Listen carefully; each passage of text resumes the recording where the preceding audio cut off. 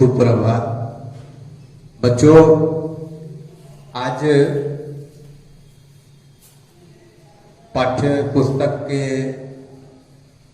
दूसरे चैप्टर में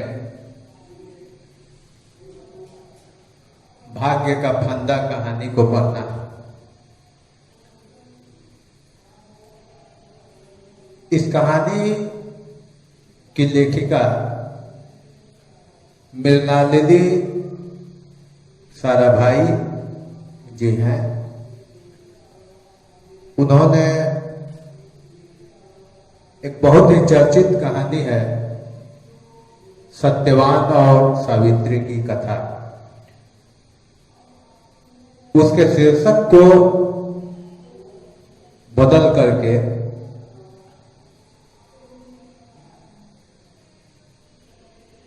भाग्य का फंदा कर दिया। मध्य देश का राजा अश्वपति बहुत ही विद्वान और शक्तिशाली राजा थे। बहुत दयालु प्रवृत्ति के थे और अपार संपत्ति उनके पास थी, लेकिन एक संतान की कमी से वो अत्यंत दुखी रहते थे और इस चिंता के निवारण के लिए उन्होंने अनेकों देवी देवताओं की पूजा पाठ की।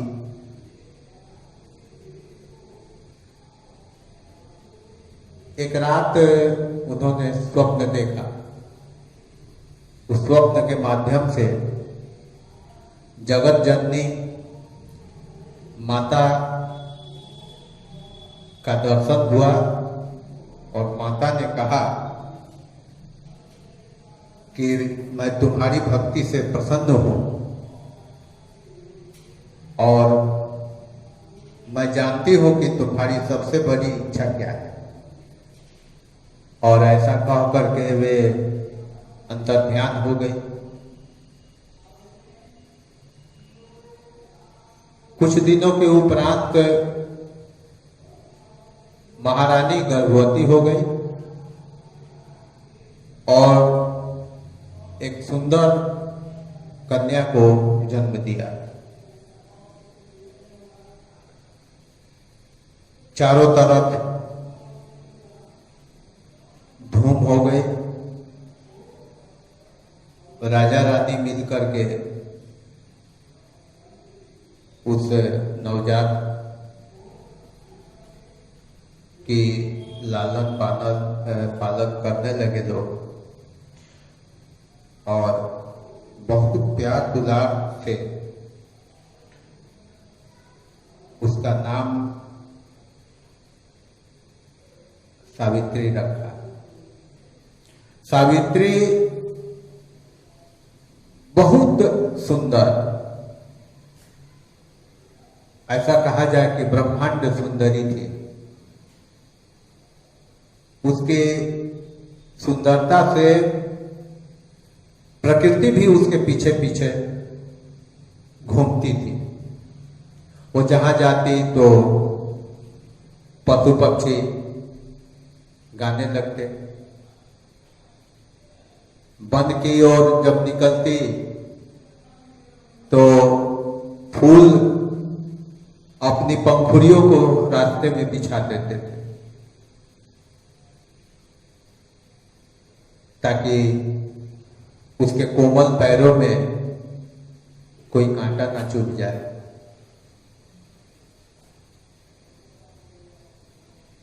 जैसे तैसे दिन बीतते गए और वह नौजवान नवयुवती हो गई।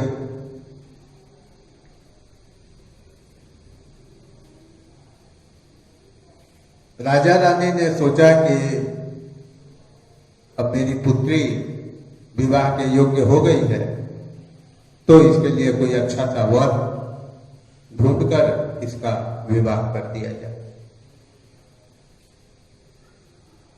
परंतु सावित्री उनके मन मुताबिक वर से विवाह करना नहीं चाहती थी। वह चाहती थी कि मेरी पसंद का कोई लड़का मिले, उससे मैं विवाह करूंगी, और इसके लिए वो उनसे आज्ञा लेकर के और पूरे संसार में घूमने का वचन दिया और वह निकल गई। अपनी सुपुत्री से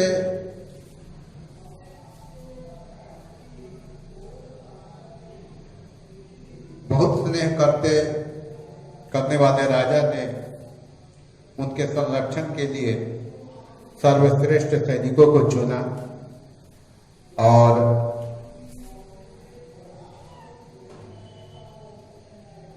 दासियों को उसकी सेवा के लिए नियुक्त कर दिया। राजकुमारी संपूर्ण राज्य में घूमने लगी और घूमते घूमते जंगल में चली गई। उस जंगल में एक हारा हुआ राजा, जिसका वो राज्य छीन गया था, धन संपदा समाप्त हो गई थी और निर्वासित जीवन व्यतीत करने के लिए जंगल में रहते थे। और उस राजा का एक पुत्र था, राजकुमार, जिसका नाम सत्यवान था। वह वन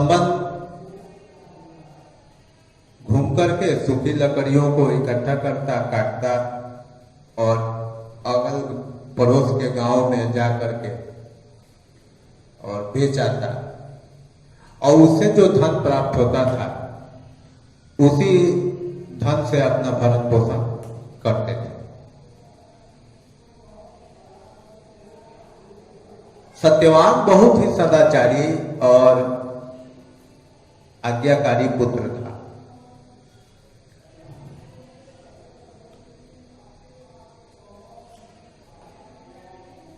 भटकते भटकते सावित्री भी उनकी कुटिया की तरफ चली गई और वहां देखा तो वह दंग हो गई। राजा और राजकुमार की सादगी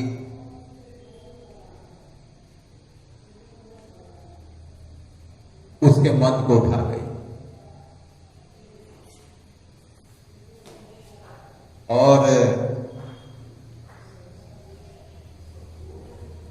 इतना देखा और मन ही मन वह इतना प्रसन्न हुई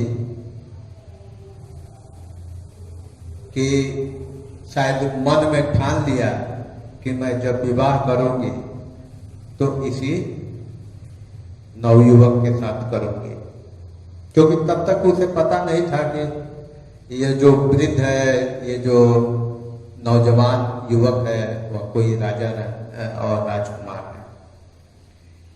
इसका पता उसे बाद में चलेगा, लेकिन उसकी खोज समाप्त हो गई। वह अपने पिता के पास लौटी और लौट करके उन्होंने अपने पिता से कहा कि पिताजी,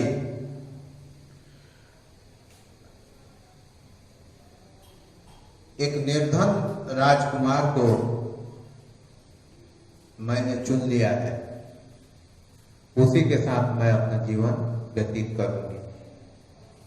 यह बात सुन करके राजा को तो बहुत दुख हुआ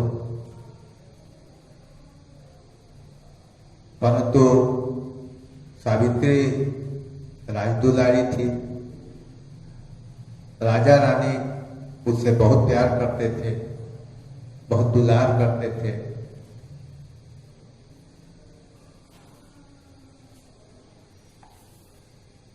तो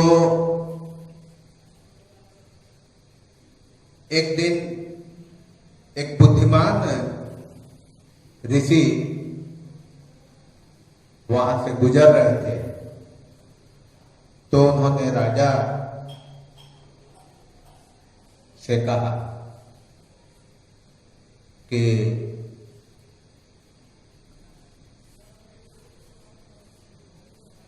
महाराज, मैं उस युवा राजकुमार को जानता हूं और उसका नाम सत्यवान है। उसकी दयालुता सब जगह सर्वविदित है, पर उसे एक घातक श्राप मिला हुआ है। 1 वर्ष के भीतर ही उसकी मृत्यु हो जाएगी। जैसे ही ऋषि ने यह बात कही, राजा को और आघात पहुंचा। तब उन्होंने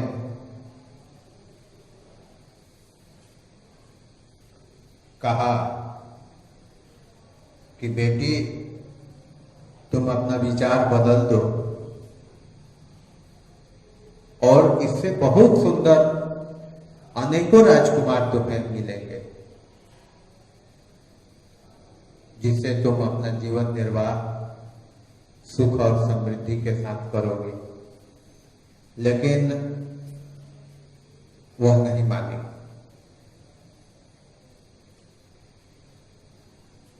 उसने कहा कि मैं जब भी विवाह करूंगी उसी लड़के से करूंगी, उसी राजकुमार से करूंगी। दुखी मन से राजा ने स्वीकृति दे दी।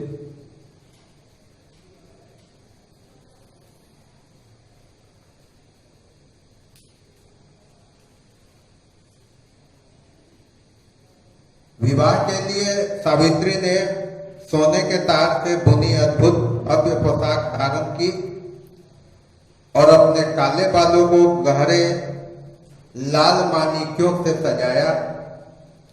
राजकुमारी के लिए मोतियों के गुच्छों की माला बनाई गई और कानों में पन्नों के कुंडल पहनाए गए।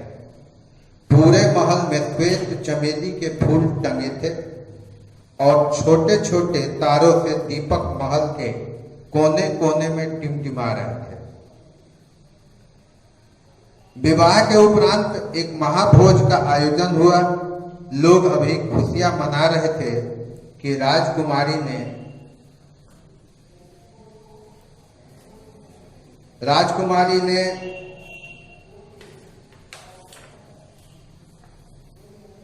एक सादी सी लाल सूती साड़ी पहनी और अपने आभूषण अपने पिता की तिजोरी में रख दिए। हाथ में हाथ लेकर सावित्री व सत्यवान जंगल में अपनी कुटिया में चले गए। विवाह संपन्न हो गया। अब सावित्री और सत्यवान का जीवन निर्वाह का समय आ गया।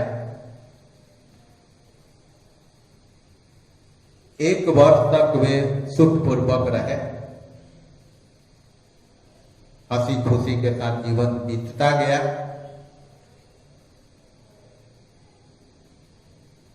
किसी पत्नी ने कभी भी न तो इतना प्रेम किया होगा, न पाया होगा जितना सावित्री ने प्रेम किया।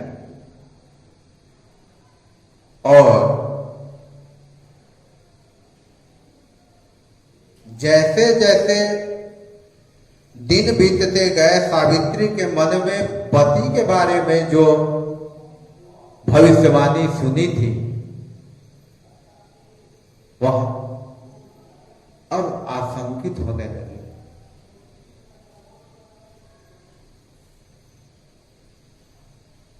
समय समाप्त हो चला, क्योंकि 1 वर्ष के उपरांत सत्यवान को मर जाना था। नियत समय पर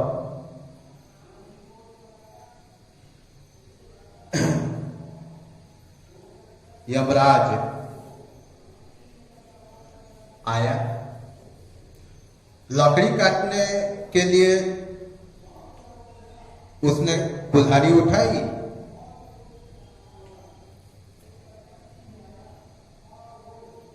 तो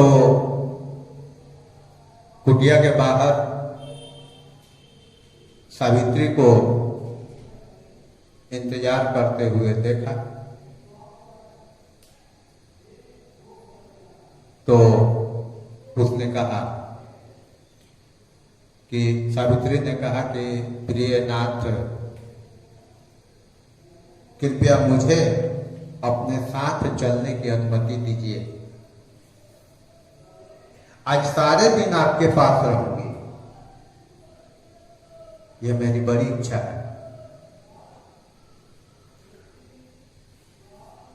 सत्यवान भी सावित्री को बहुत चाहता था, बहुत प्रेम करता था, वह इनकार नहीं कर सका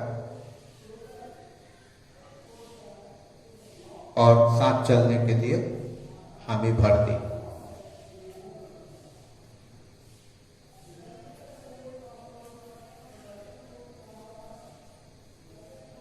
ऊंचे वृक्ष के नीचे नरम हरे पत्तों का एक बिछौना बना दिया, उसके लिए माला बनाने के लिए फूल तोड़ लाया और स्वयं लकड़ी काटने के लिए चला गया। दोपहर होने तक सत्यवान को थकावट होने लगी। सावित्री उसे चिंताग्रस्त देखकर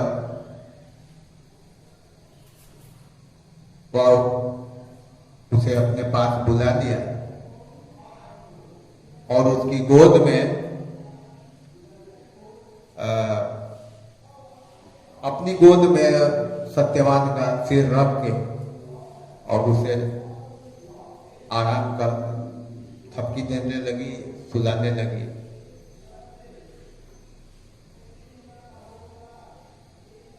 थोड़ी देर के बाद उसने कहा कि मेरा सिर दुख रहा है और मुझे थकान हो रही है, मुझे कुछ देर सो लेने दो। और उसने आंखें मूंद ली। सावित्री ने अपना हाथ उसके माथे पर रखा,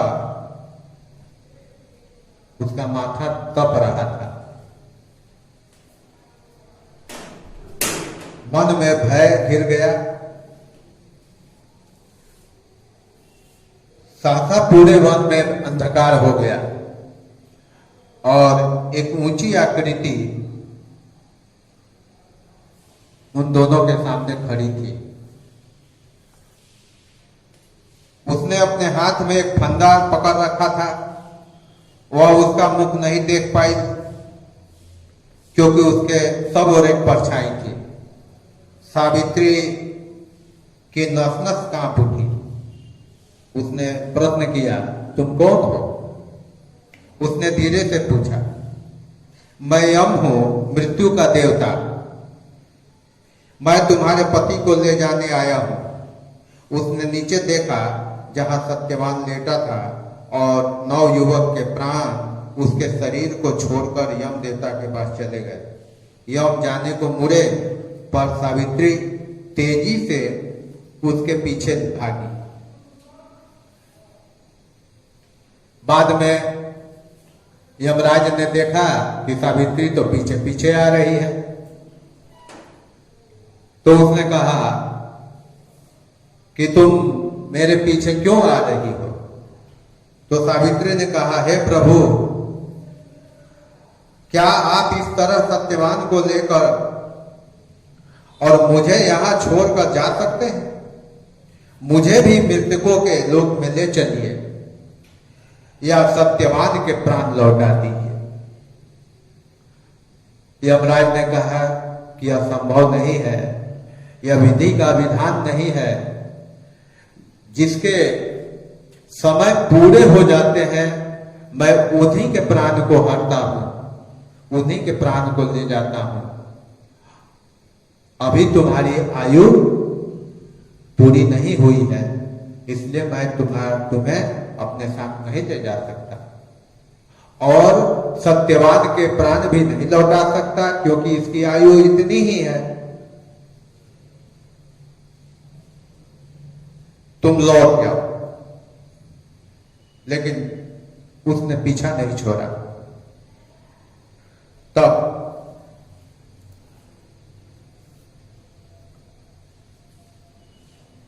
यमराज ने कहा कि पुत्री, ऐसा करो कि तुम हमसे कुछ वरदान मांग लो और लौट जाओ। तो सावित्री ने कहा कि ठीक है, अगर आप प्रसन्न हैं तो मुझे एक वरदान दीजिए कि मेरे ससुर को पुनः दृष्टि मिल जाए। राजा वृद्ध के साथ अंधे हो चुके थे।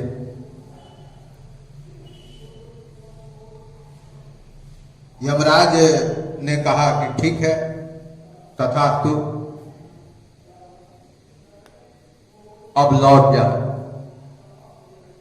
पर वह वापस लौटी नहीं, पीछे लगी रही। फिर उन्होंने कहा कि तुम अभी भी मेरा पीछा कर रही हो, बात नहीं समझ रही हो, तुम लौट जाओ। तो उन्होंने कहा कि अच्छा, एक और वर मांग लो। तो यमराज ने कहा, तो सावित्री ने कहा कि ठीक है, मेरे सुयोग्य पुत्र हो ऐसा वरदान दीजिए। यमराज ने सोचा नहीं और तत्क्षण उन्होंने कहा तथास्तु। अब कह करके आगे बढ़ने लगे। जैसे ही आगे बढ़ने लगे, सावित्री फिर पीछे पीछे लगी रही। फिर पीछे घूम करके यमराज ने देखा तो कि सावित्री तो पीछे लगी हुई है। अब क्या है? यमराज ने पूछा, प्रभु, आपने मुझे सुयोग्य पुत्र होने का वरदान दिया है, भला बताइए, बिना पति के सुयोग्य पुत्र कैसे होंगे? यमराज मुस्कुराए और उन्होंने सत्यवान के प्राण लौटा दिए और सावित्री को बहुत प्रसन्न होकर के विदा किया। इस तरह से इस कथानक से हमें यही सीख मिलती है कि मनुष्य कर्म करे तो भाग्य का जो फंदा है, जीवन जो उलझा हुआ है, वह निश्चित सुलझ जाते हैं। यह कर्म की प्रधानता है और कर्म भी तभी सफल होते हैं, भाग्य भी तभी साथ देता है जब हमारे कर्म अच्छे होते हैं। इस कहानी से यही शिक्षा मिलती है। धन्यवाद। एक बात और बतानी है कि इसका प्रश्नोत्तर मैंने करा के आप लोगों के ग्रुप में भेज दिए हैं। यह वर्ग 7 का पाठ था और इसका प्रश्नोत्तर आप देख लीजिएगा, उसकी तैयारी कर लीजिएगा। इतना